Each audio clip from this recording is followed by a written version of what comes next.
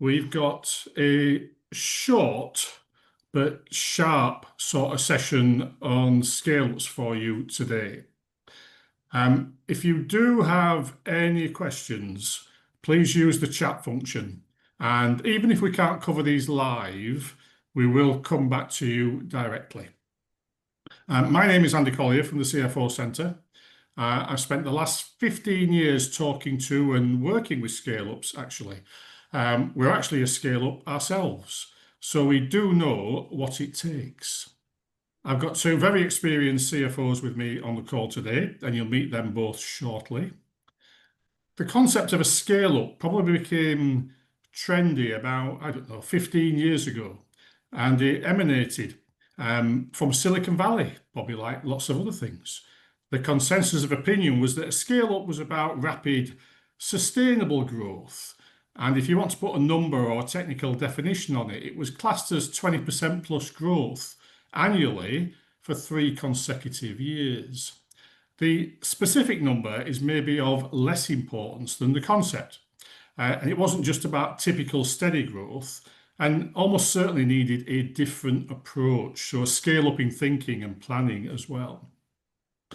You may need to become a scale up, perhaps to hit your exit dates and targets, or you may just want to run a scale up as you're driven by the excitement and the challenge.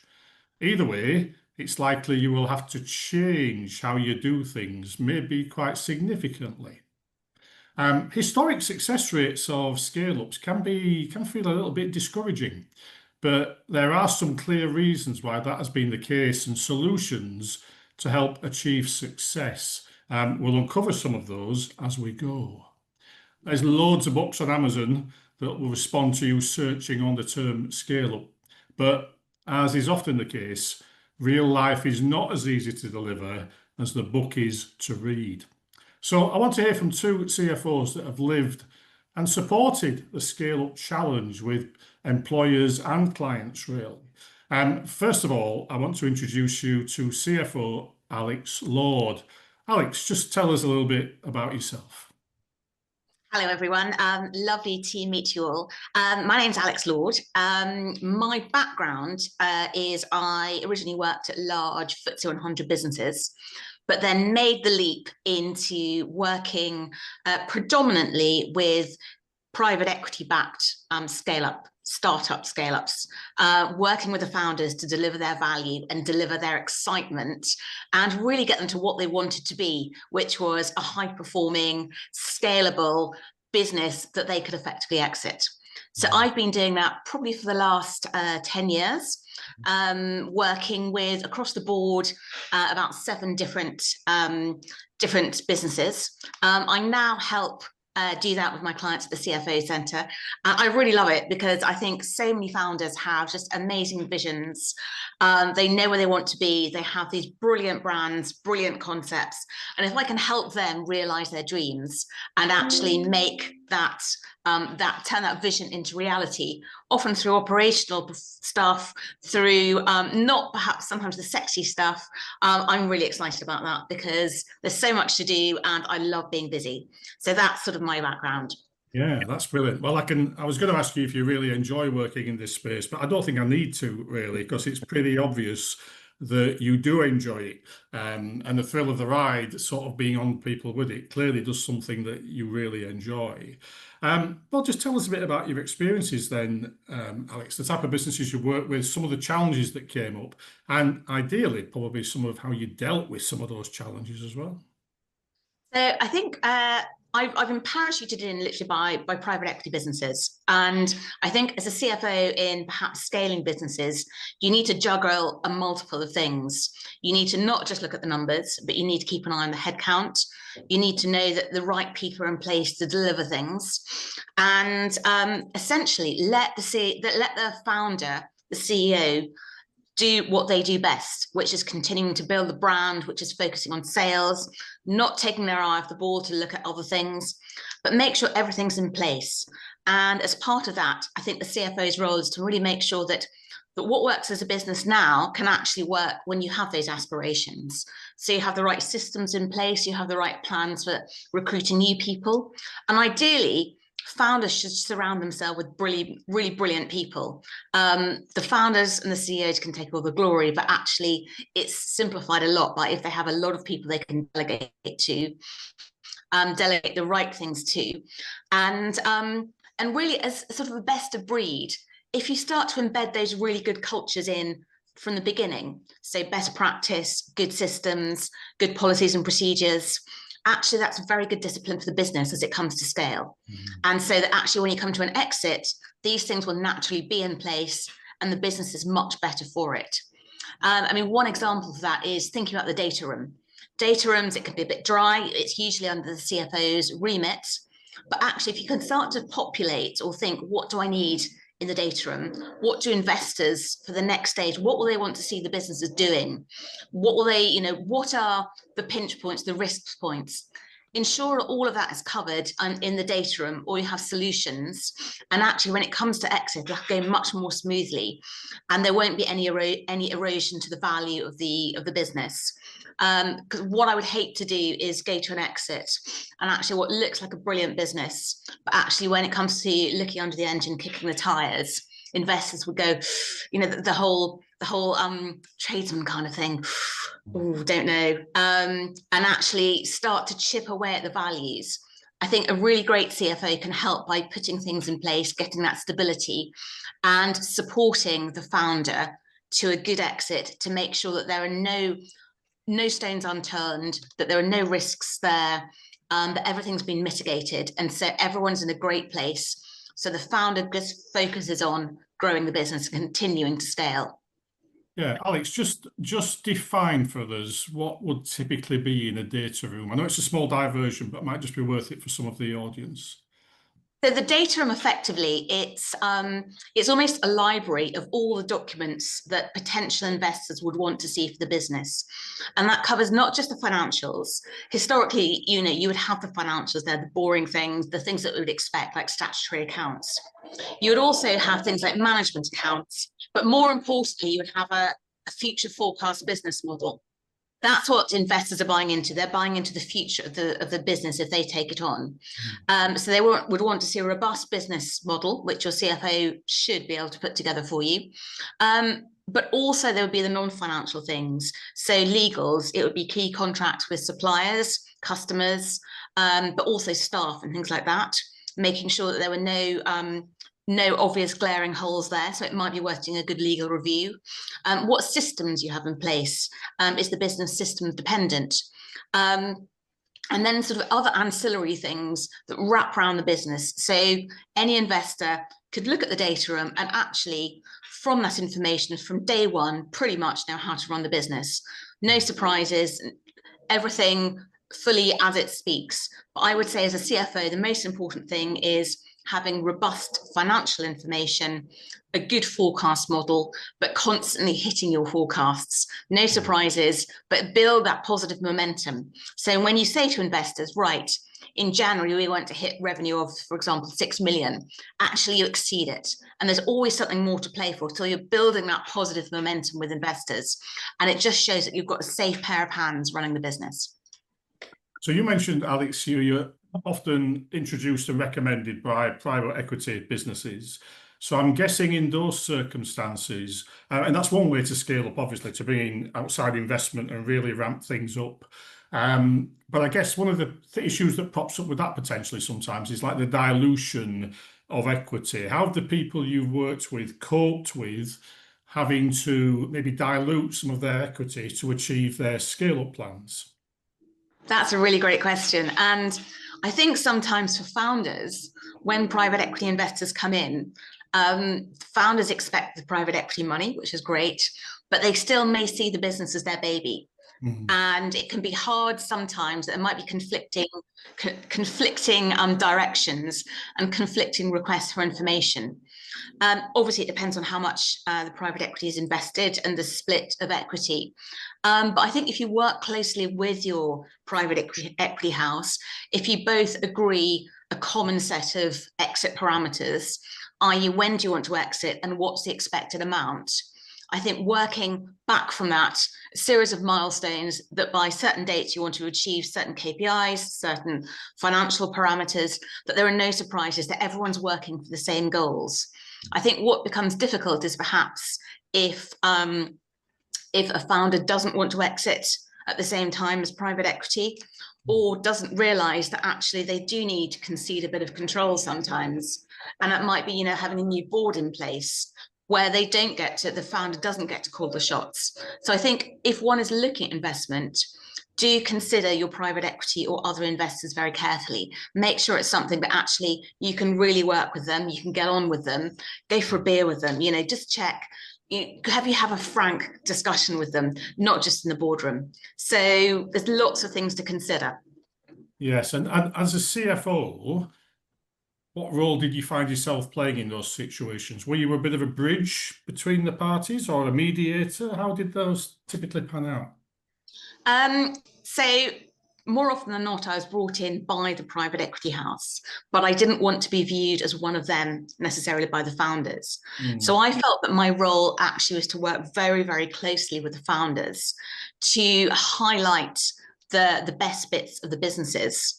And actually, it was all a partnership. I could anticipate the kind of things that the private equity guys would want. And so try to preempt that for the founders. So the founders would be sort of more on the front foot, rather than suddenly, you've got to do a new board pack. So I think as long as we could all work together, obviously there were conflicts, but much of the key point was working, as a trusted partner to the founders, providing the right information at the right times to the private equity partners. And again, no surprises either for the founders or private equity. If there were going to be surprises, making sure that you had, if you're off track or on track, some way to mitigate them. So there was always a plan in place. Yeah, so in those scale-ups funded by private equity money, I don't know if there's any common themes here, but what type of uses did the business put that in surge of cash? What uses did they put it to really drive growth? So I must admit, I have had a bit of a mixed bag. I learned a lot.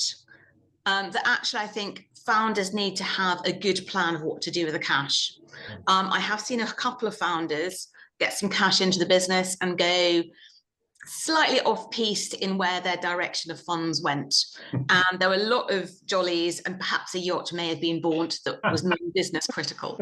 But I think actually, to reassure the private equity investors, work with a CFO, make sure your CFO and the founder have an aligned plan, because often to scale up, you actually need quite a bit of working capital, which sometimes can come at a bit of a surprise, whether that be investment in new systems, getting new people on board, scaling up your sales function.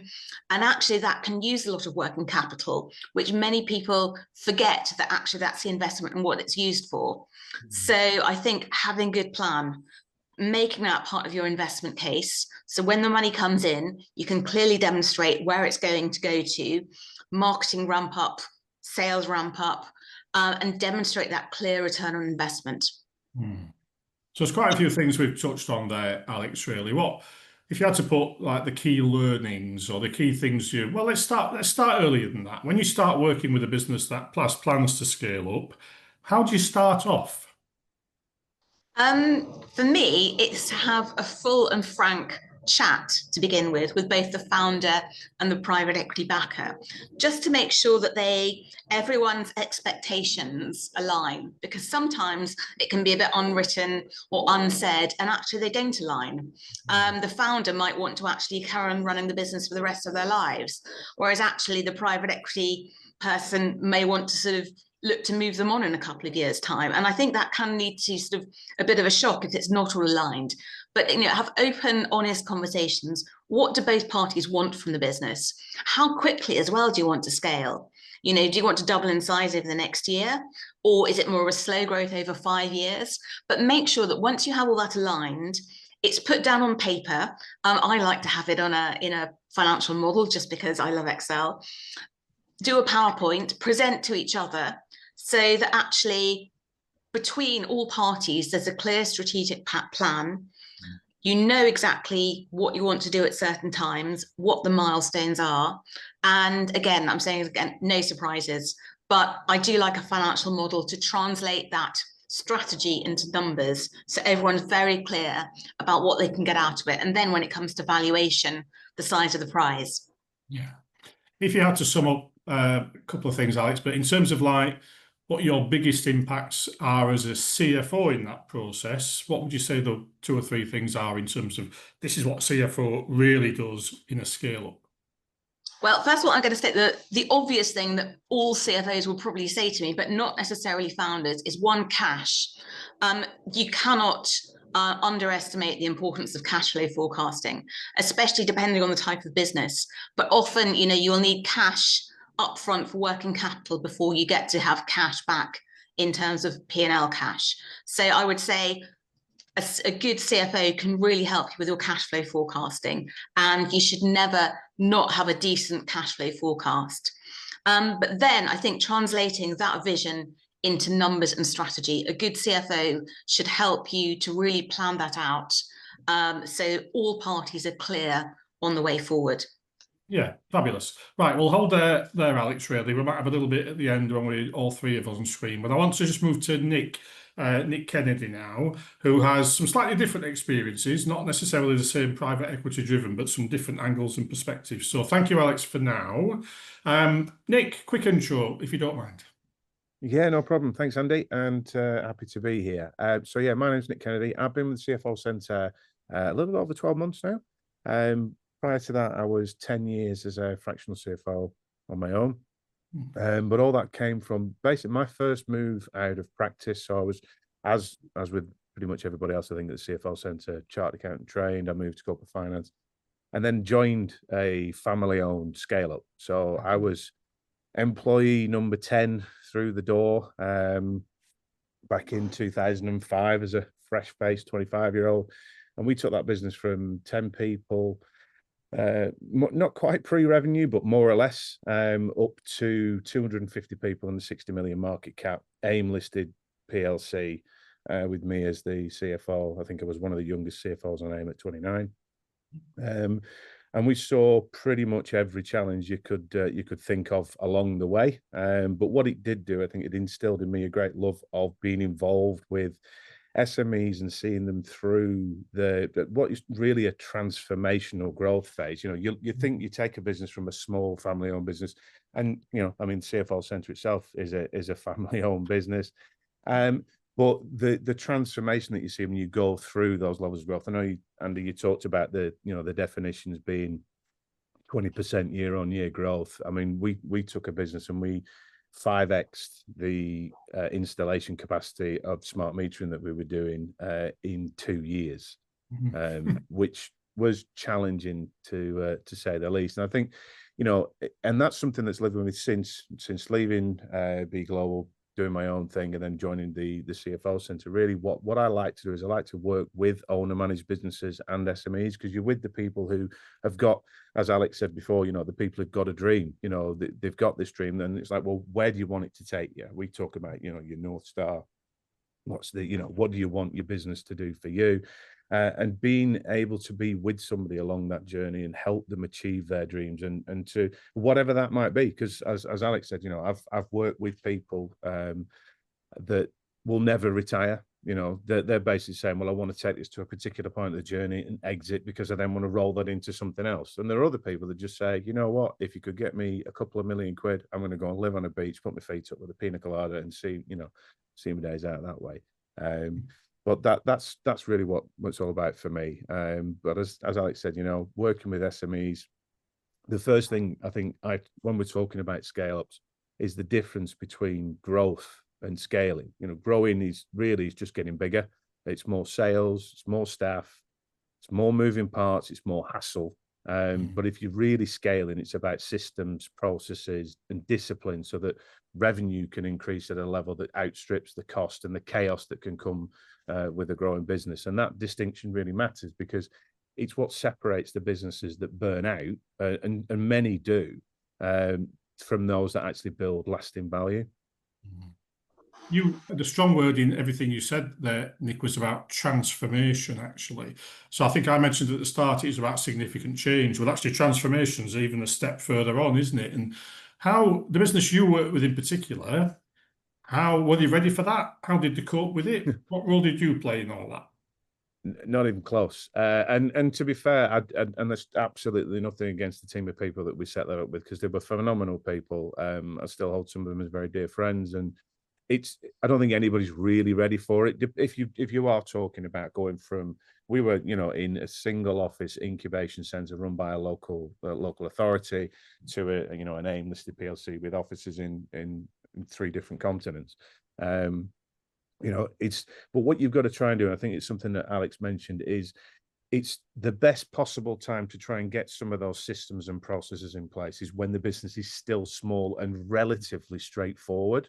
If you're trying to put systems in place into a very large organization, you're going to have a real uphill struggle because things are already in place. The business has developed a lot of bad habits that's hard to unpick. It's the same with anything else. As a keen golfer, I'd always say, if you're going to try and get somebody into sport, get them some good tuition early. And there's no difference here. It's about building disciplined systems and procedures. So you basically got big company thinking within a relatively small organization, such that you can get, it's also a lot easier to get buy-in right the way across the senior management if there's only 4 of them rather than being 200 of them. Mm. And Yeah, it's about that, really. Build the scalable systems early. Okay, and see, how did people really cope with that? Were there sort of some angst on the way? Did anybody sort of turn around and say, "Well, do you know what? I'm not sure we want this now"? Was it how dramatic was it? Yeah, you will get that. I mean, because change. There are some people that just aren't a fan of change. We were working within the utility industry, and we had a lot of people who'd been in that industry for a very long time, and we were coming along breaking a mold and doing something completely different. And some people are just uncomfortable with that. And sometimes you have to make a hard decision there, where you say some people just aren't going to be there for the ride, and say that we're gonna end up going in a. We've all agreed as a senior leadership team we're going in this direction. It's up to you if you want to come with us. We'd love to have you along. But if it isn't for you, the last thing you want is somebody being dragged along into something that they don't want to feel a part of. We were fortunate in that everybody shared the vision, with 1 or 2 very charismatic leaders amongst the group. So they could tell a great story and get people to come along. And it is about that. It's about following those charismatic people through a process like this, because it is going to be difficult. The whole point of, if you're going to, even 20% a year, but 20, 40, 100, 200% growth per annum, it's uncomfortable. But it's the only way you really achieve something worthwhile, is if you take yourself well outside that comfort zone and really push the envelope. Yeah. And what would you say then, Nick, the biggest challenges you faced as a team were really? What were the biggest obstacles to getting to where you want to get to? Well, for us, it was the same problem we were trying to solve that created a couple of different issues. So what we had is we had an infrastructure within the business that needed a certain level of installation capacity to be profitable. So we were constantly asked by our investors in the city, what's your break-even level of installations? What's your plans to get there? How are you going to get there? And our break-even was around 4 to 4,500 meters a month installed. We were doing 2,000 at the time, so we needed to significantly increase it. What we ended up doing was taking the business from 2,000 installations a month to 10,000. Well, there were 2 major bottlenecks. The first one was cash flow. As Alex has said, cash flow is an absolute killer. And if you grow a business too quickly, you'll run out, call it overtrading, you'll run out of cash. Our problem was that we imported the meters from Singapore. So they were 30 days on a boat. Then it was 7 days in customs. Then it's 2 weeks to unbox and assemble the parts. Little tip there, it saved 2.1% import duty by bringing in parts for assembly rather than a finished good. Then the meters were in the engineers' vans for a fortnight. Then it was a month on a schedule installed. I was looking at 4 months of a process from a meter leaving my supplier, who wanted paying after 30 days, to me getting the cash flow. Now, 10,000 meters a month at £125 a meter is £3.75 million of a hole that would have appeared in our balance sheet. So what we did, we worked with a funding partner who put a trade finance line in, so they'd pay the supplier on our behalf. Obviously, they're charging us interest for doing this. And then we wrapped it together with an invoice discounting line out at the back end so that when we sold the installed meters, the finance company take back what they paid for the stock and then pay us the rest. And that enabled us to scale very quickly without tying up cash sitting in either in the warehouse on a boat or in an engineer's van. And your role generally, but specifically with the funder, because I guess it's all about credibility, because if a funder's going to put a lot of money into a business with a lot of great ideas, they're going to want to be reasonably confident they'll get paid back. As a CFO, what was your role in that key bit? Yeah, so I was the main contact party for the funder. So everything that passed from us to them went through me.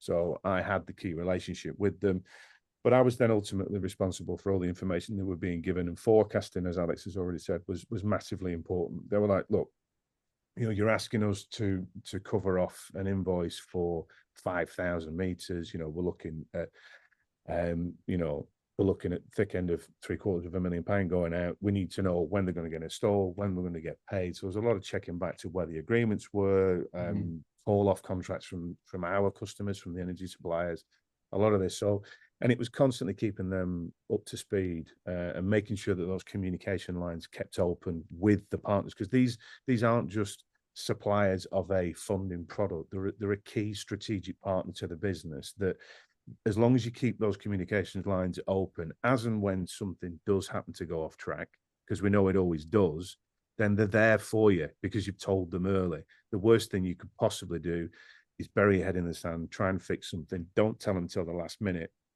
because at that point, it'll be too late for them to help you.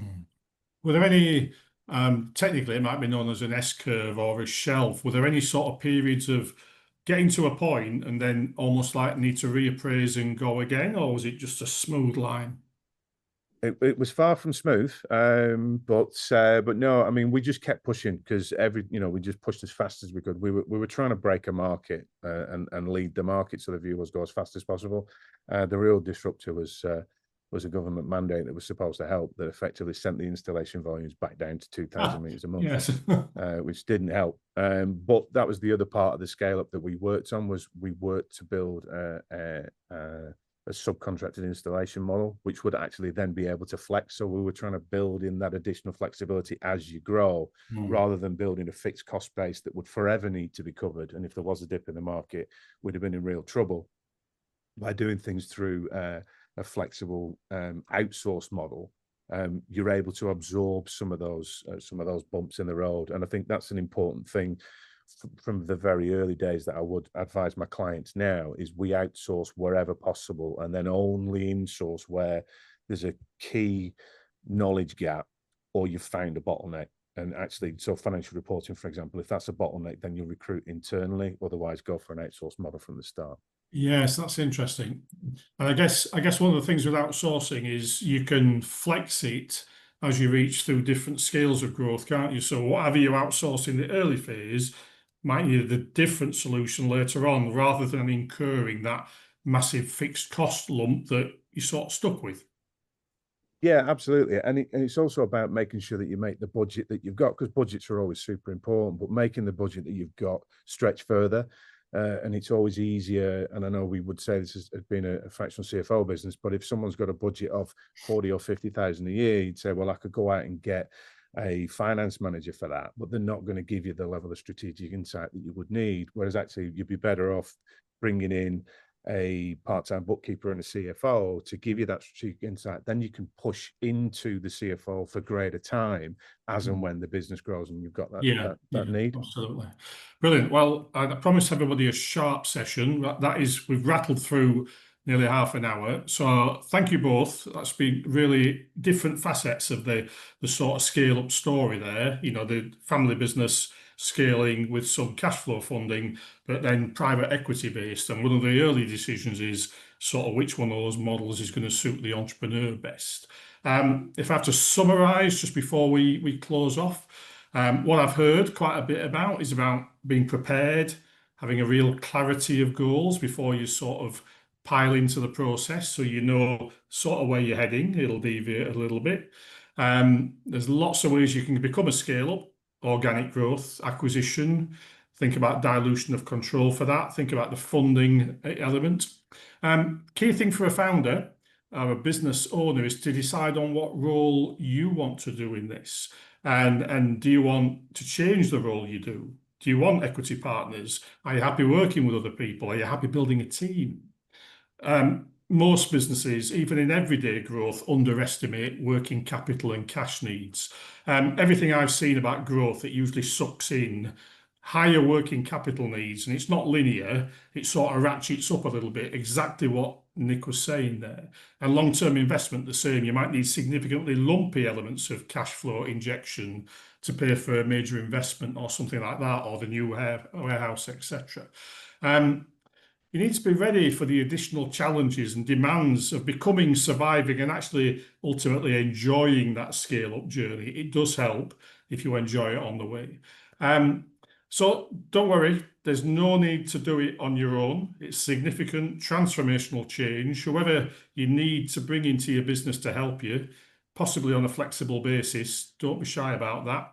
And it's a case of scaling up and not falling down. But if you really want it, have a good think about it, then think about the next stages. So thank you both. Really appreciate your time. Thank you, anybody on the call. There's no questions popped up on screen, that's fine. If you do think of something you want to talk to us about, then just drop us a line and we'll be happy to deal with that on an individual basis. So thank you both again. Have a great rest of the day, everybody, and hopefully see you all in the future. Thanks very much.